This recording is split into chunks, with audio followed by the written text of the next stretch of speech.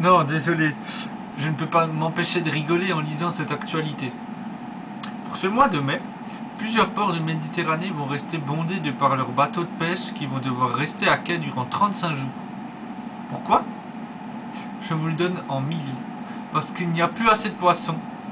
Enfin, d'après eux, il y en a encore suffisamment. Leur nombre est même en hausse. La bonne blague. Mais ce grand nombre n'est constitué que de petits poissons, ce qui rend la pêche impossible.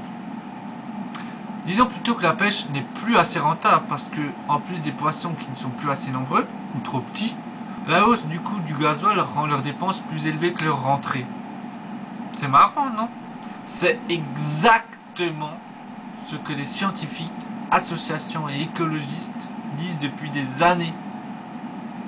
Mais si, souvenez-vous, la surpêche, l'exploitation des énergies fossiles.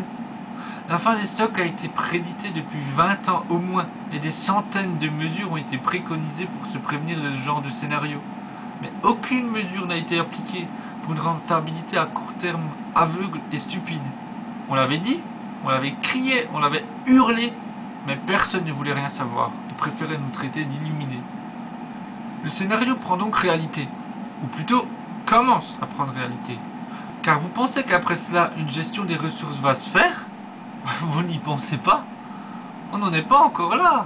Ben oui, pour le moment, les pêcheurs sont indemnisés, les stocks, entre guillemets, vont un peu se renouveler, et hop, on va à nouveau piller sans vergogne le reste de l'année. Et l'année suivante? Eh bien, mesure similaire, ou plutôt mesure renforcée. Au lieu de 35 jours, ce sera peut-être 40 jours. Et d'année en année, les ressources vont continuer de descendre jusqu'au point de non-retour. Pour l'État qui ne sera plus en mesure d'indemniser, pour les pêcheurs qui n'auront plus ni indemnisation ni travail, et surtout, et on les oublie souvent, pour les ressources en elles-mêmes, les poissons en l'occurrence, qui auront été siphonnés et laisseront un trou dans la biodiversité, sans même parler des conséquences sur les chaînes alimentaires qui sont déjà d'ailleurs, totalement chamboulées. Et la meilleure?